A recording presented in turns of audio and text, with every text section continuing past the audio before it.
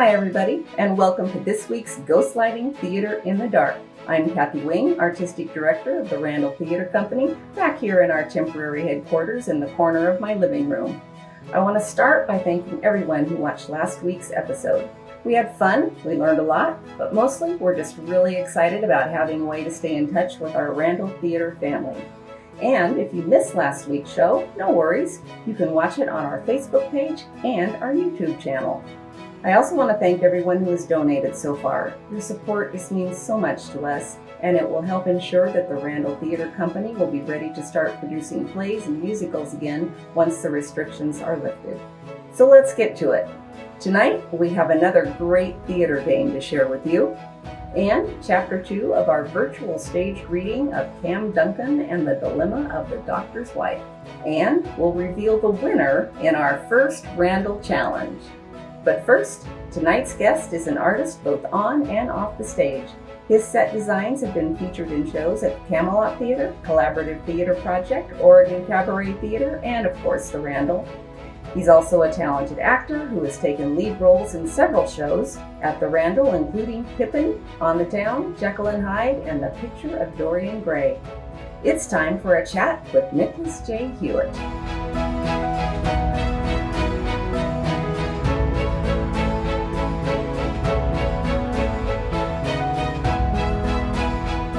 I am here with Niko Hewitt today, and we are talking to him as part of our Ghostlighting Theater in the Dark project. And so what have you been doing you and your housemates to kind of occupy yourselves right now? Well, yesterday we played some more board games. We've been watching shows and playing board games. A friend of all of ours, Paul Koska, has been doing a video chat Zoom conference Dungeons and Dragons campaign, so we've been doing that on Wednesdays and Fridays with several other theatrical people all around. Unlike a lot of the rest of us, you are a person who actually does make your living doing theater. For a lot of the rest of us, it is something that we do in our spare time, but for you, it is how you make your living. Is there anything, are you able to do anything right now, or are you pretty much shut down? I'm pretty much shut down. Oh. I am in preparation state for anything that isn't basically in preparation to immediately jump on everything as soon as everything would be lifted. If we can't do theater, we'll just talk about it. How did you get started? What got you interested in all this? I originally didn't want to necessarily pursue theater fully occupationally. So I had some other possibilities. I was interested in architecture, which led me to the University of Oregon, and tried to get into their architecture department, did not succeed. And my sophomore year, I decided to bite the bullet and change my major to theater. One of the classes that I had to take was Intro to Design, which was the 101 class for design. And made the discovery, never had even realized it was a thing, but made the discovery that I could combine my passion for architecture and for acting into scenic design. And then made my way down here after I graduated and started doing a little bit of both everywhere. We, not only the Randall Theater, we have definitely benefited from having you here, and I know other theaters have too, because I know you're keeping busy at several, at least you were, back in the day when we could do those things. So let's talk about how you first got involved with the Randall Theater, and what some of your favorite projects have been. Graduated college 2015, and my relationship at the time had family that lived down here, and she had the connections to a lot of the local theaters, having done work with them in the past, and so she made the introductions for me to Robin Downward at the time, and several other theaters in the area as well, all at the same time. And immediately was picked up to start doing work. Almost about, not even a month after I'd graduated was I working in what I'd done my major in, which is pretty awesome.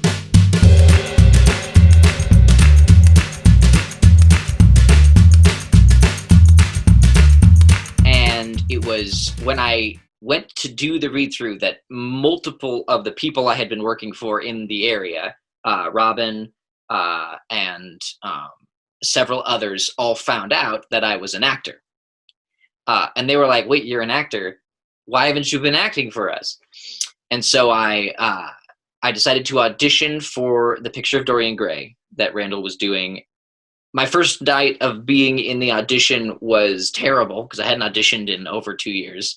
I offered, because I didn't have anything on my plate, to come back the next day to read with all the women, because all the men were there the night that I came.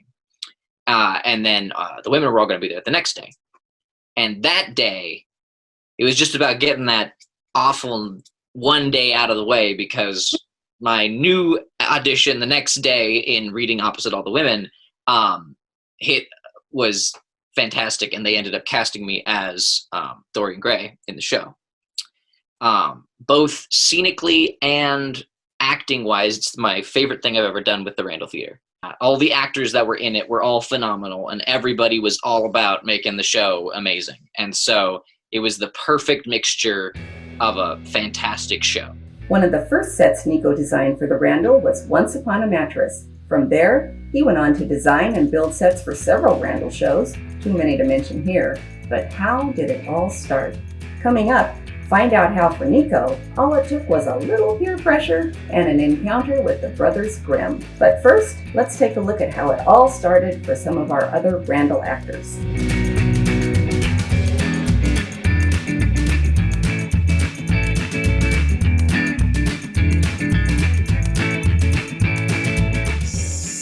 Beauty and the Beast, I was a gargoyle. It was third grade, and I was in a production of the musical version of Jack and the Beanstalk, and I played the giant. But my first actual play that I did was Lion the Witch and the Wardrobe at 6 years old. I played the hedgehog. I actually didn't do theater until I was a little bit older. I did the Mikado with Kilauea Drama Entertainment Network. This is in Volcano Village, Hawaii, and I was 20 at the time. In a show based on the Reluctant Dragon called Dragon Behind. It was a musical version of the Reluctant Dragon, and I played the dragon's sort of little weird right-hand thing called a nebbish. I was 5? I was in kindergarten, and I was a little servant girl who was teaching the princess how to share. Grade school, we were doing, and it wasn't even a drama class. I'm not sure why we did it, but they were doing something, and I played Teddy Roosevelt. I was 15, and it was The Man Who Came to Dinner, my sophomore year in high school. I played, he's the father, the owner of the house in which the show takes place. It was a terrible, terrible show, but I had so much fun doing it that I realized this was something I wanted to do.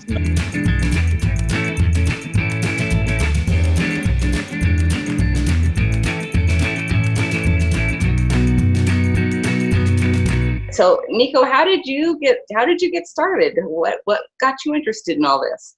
In 6th grade, my school that I went to did a thing called Outranges every Friday.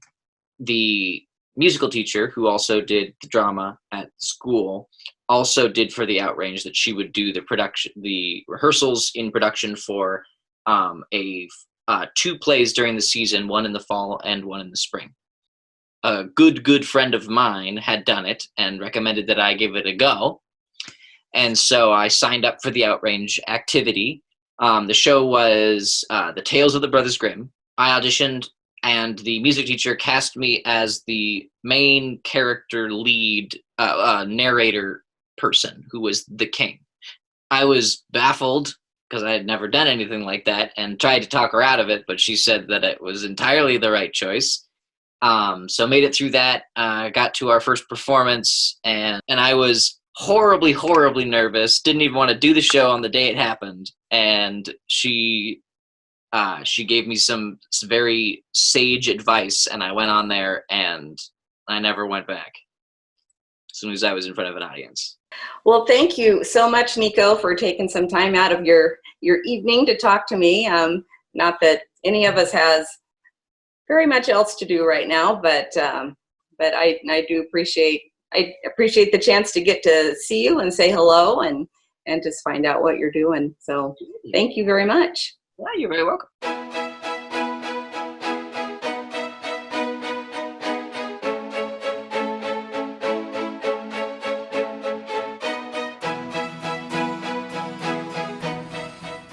Hi, I'm Lynn. And I'm Aaron, and welcome back to another week of Randall Improv Games. So the first level of the game is Expert on Everything. That can be played in a circle with multiple people. It can be played with just two of us. It can even be played over Zoom or over the phone. You don't even have to see the person.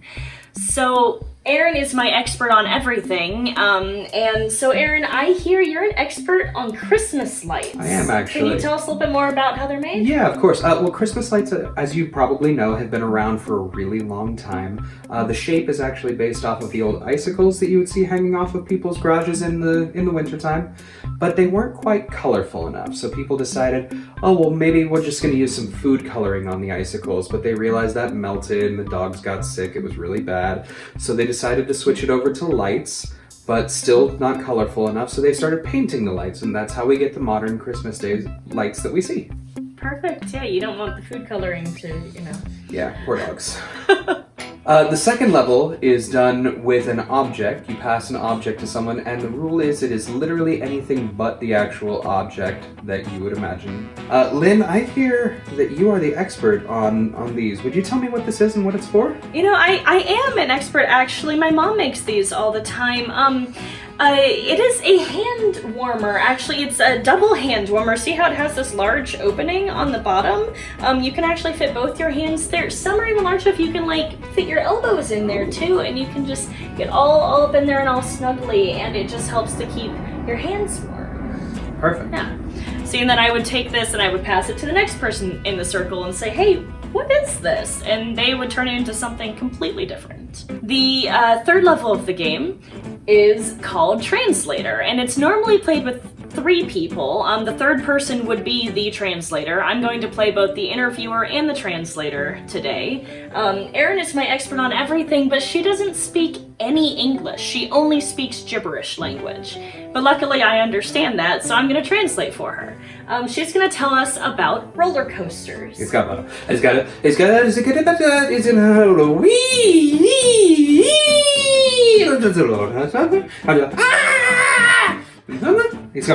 Really? So this is something I didn't actually know about roller coasters. In order to legally be classified as a roller coaster, Aaron says that it needs to have 3, you said 3 full loop-de-loops. Yeah, so it can be 3 in a row, or it can just be 3 somewhere within the roller coaster, so that's cool. Something else you just mentioned that confused me, you said something about live snakes being part of the support structure.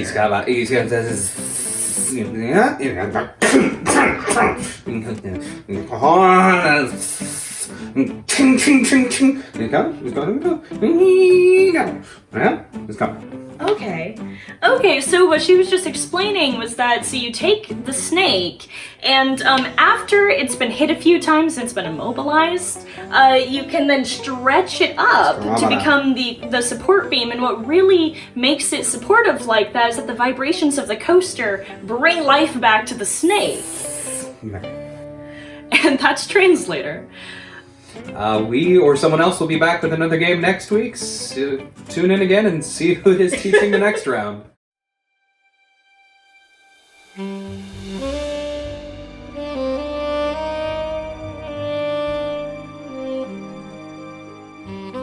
Last time on Cam Duncan and the Dilemma of the Doctor's Wife.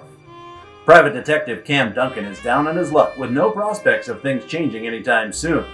With the day already off to a bad start, Cam's secretary, Sally O'Brien, delivers more unsettling news. Hey, Cam? Yeah?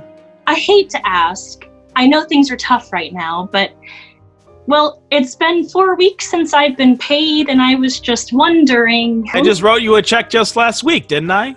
Actually, it was 3 weeks ago, and that check bounced. Cam is hopeful that he can count on Sally's loyalty, but then... I'm sorry, Cam, but a girl just can't live on rubber checks and good intentions. Enter Police Detective Albert Locke. He has a mystery on his hands and he needs Cam's help. I'm afraid I got a rather delicate situation on my hands. I hope I can count on your discretion. But as Cam is about to learn, things are not quite what they seem. Rose McKenzie, the good doctor's wife, is our prime suspect. What I need you to do is find a way to prove her innocence. And now, the Randall Theater and the Ghostlight players present Chapter 2 of Cam Duncan and the Dilemma of the Doctor's Wife by Amy Lynn Carter. Featuring John Wing as Police Inspector Albert Locke, Meagan Kirby as Rose McKenzie, and David Alonzo Rodriguez as Private Detective Cam Duncan. I'll come straight to the point, Duncan. I'm working on a case, a homicide. Dr. Frank McKenzie, you heard about it? McKenzie? Sure. It's been in all the papers. A big uptown doctor found shot to death in his office. But I thought you had that one figured out. The wife did it, right? Rose McKenzie, the good doctor's wife, is our prime suspect. We've questioned her twice, but so far all we've got is circumstantial evidence. Nothing to hold her on, yet. So you want me to dig up some solid evidence on her? Isn't that your job? You're right. Finding the evidence that would convict Rose McKenzie is my job. And the fact is, I have acquired some highly incriminating evidence, the kind of proof that would not only convict Rose McKenzie, but send her to the electric chair. What I need you to do is find a way to prove her innocence. Prove her innocence? Hold on, Locke, I don't get it. You want my help to let a killer go free? What's your angle? It's simple. Rose McKenzie did not kill her husband. Oh, you really had me going there. Look, I ain't the smartest guy in the room, but I'm no fool. I know a joke when I hear one. Wait, you're serious? Come on, Locke. If even half of what they said in the paper is true, she did it for sure. You gotta know that. It's no joke, Duncan. Rose is innocent. Rose now, is it? You on a first name basis with this dame? What are you not telling me? Locke picks up the file folders and thrusts them toward Cam. Everything you need to know is in these envelopes. Crime scene photos, witness statements, investigators' notes, transcripts from the interviews with the suspect. I told the chief I was going to study them overnight. It's all got to be back to the precinct by 2 o'clock tomorrow afternoon. That's how long you have to find me what I need. Now I know you're off your rocker. Look, I don't get what's going on, but this ain't like you. Lock 'em up, Locke. That's what they call you in the squad room, right? This don't add up. Unless, maybe you got a little something on the side with a certain recently widowed murder suspect?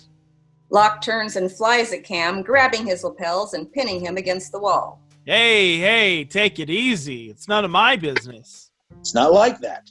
And you're right. It's none of your business. Now, are you going to help me or not? Sure, I'll do some digging. See what turns up. So if you wouldn't mind letting loose, this is the only suit I got. Yeah, right. I'll see you tomorrow. Inspector Locke exits. Yep, tomorrow then. I'll just be working on this till then. Cam moves to his desk with the file folders. He spreads out the contents and begins looking at them, page by page. On a normal day, this kind of case I wouldn't touch with a 10-foot pole. But I did happen to have some free time on my hands, and given Locke's powers of persuasion, I decided it couldn't hurt to have a look. So I settled in what it would look like to be a very long night. Good thing I saved some coffee. Truth be told, there were at least a dozen other things I'd rather be doing than sorting through Locke's investigation notes. Peeling off my fingernails comes to mind. But something was off about all this. I know now but Locke since he was a beat cop, and I'd never seen him fly off the handle like that. He was definitely in some kind of trouble. And whatever it is, this woman had something to do with it. I needed to find out what was going on before he did something really stupid. How hard could it be? Through it all, one thought kept nagging at the back of my mind. Am I gonna get paid for this? Yeah, who am I kidding? Cam continues sifting through the pages. So what have we got here? Crime scene photos? Ugh, that is definitely not a good way to go. Our suspect, Rose McKenzie, moved to the city 4 years ago. Been married to the good doctor for 3. No criminal record, nothing helpful there. Second marriage for the doctor. First wife died 8 years ago from a bout of pneumonia. Statement from McKenzie's nurse, Margaret Bertinelli. Says Mrs. McKenzie came by early in the day and went to the doc's private office. She heard them arguing. She couldn't hear what Mrs. McKenzie was saying, but heard the doctor telling him her things like, "No, I won't allow it," and so on. They came out of the doctor's office. He walks her to the door. Oh, here's something. The doc grabs her arm and says, "Remember what I told you." And she says, "You can't treat me this way," and storms out.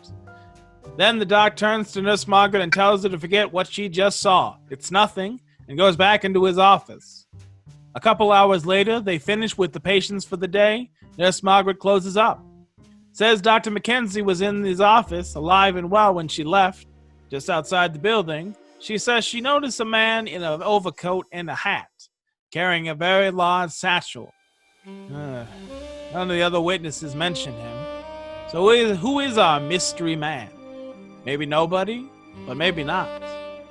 Margaret walks a few blocks and remembers she left her house keys at the office, and so she turns around. When she gets back to the office, she sees the light on under the doc's door and goes in. That's when she sees Doc McKenzie lying dead on the floor, and Mrs. McKenzie standing over him with a gun in her hand. She goes to the other room and calls the police, and the rest is in the police report, in which Mrs. McKenzie insists from the beginning that she found him like that, and was so shocked that she doesn't even remember picking up the gun. Cam stretches and yawns and continues looking through the papers. Lights change to indicate time passing from dusk to night to dawn. Cam is now in the desk chair, head on the desk, sound asleep. A figure is seen in silhouette through the window of the office door. The figure raps on the door, waking Cam. He stumbles to the door, stepping over the papers he dropped on the floor during the night. He opens the door to reveal Mrs. Rose McKenzie. She is stunningly beautiful. Cam rubs his eyes to make sure he's not dreaming, unable to speak. Mr. Duncan. Cameron Duncan? Yes, that's me. It's it's Cam, actually. But you can call me Cam. Of course, I'm sorry for disturbing you so early in the morning, but may I come in? Yes, please. He ushers her in, clearing off a chair. I'm afraid you've caught me at an awkward... do I know you, Miss... It's Mrs., actually. Mrs. Frank McKenzie. Rose. What's that? Nothing. Sure, Rose McKenzie. I should have recognized you from the papers. I mean, what can I do for you? Mr. Duncan. Cam. All right, Cam. I know Detective Locke has been to see you. He says you're going to help us. Help me, that is. So I thought I should come speak to you. So you've seen Detective Locke in the last few hours? He came by to see me last night, yes. I see. Well, yes, I'm going to do what I can. Maybe you can tell me your side of things. What happened the night that your husband was killed? You're very direct. I like that. I think you have the police report and my statement. It's all there. Yes, but as an investigator, I find it best gather my own information before drawing a conclusion. Of course, I should have realized. It's simple, really. I've been accused of killing my husband. I didn't do it.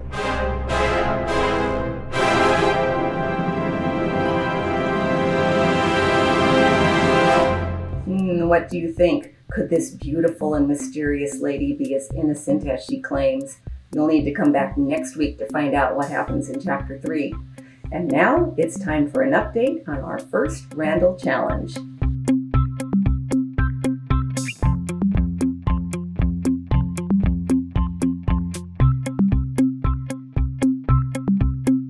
To sit in solemn silence. To sit in solemn silence on a dull, dark rock. In a pestilential prison with a lifelong lock. Awaiting the sensation of his sharp body.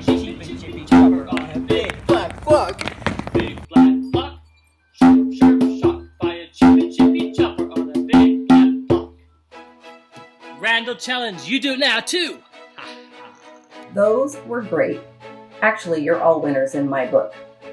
This week's semi-fabulous prize is a gift card to the Human Bean Coffee Stand. And the winner is... Buy a cheap and chippy chopper on a big black book. Congratulations! You've set the bar really high for the next challenges. And now, get ready, here's our next Randall challenge. Using whatever you already have at home, transform yourself into a familiar character from any play or musical. And here's the catch. We must be able to recognize the character with no explanation. So use costume pieces, props, whatever works, whatever you've got at home. Then snap a photo of your character and email it to happywing.randalltheater@gmail.com and put character challenge in the subject line. But remember, no other explanations. The best, most creative character interpretation will win, of course, another semi-fabulous prize. And of course, you can support the Randall Theater Company's ongoing efforts to keep you entertained anytime by following the link at the bottom of your screen. You'll also find it on the Randall Theater Company Facebook page or look for the donate button at randalltheater.com. Hey everybody, thanks again for joining us. We'll see you next week, but until then, we'll keep the ghost light on for you.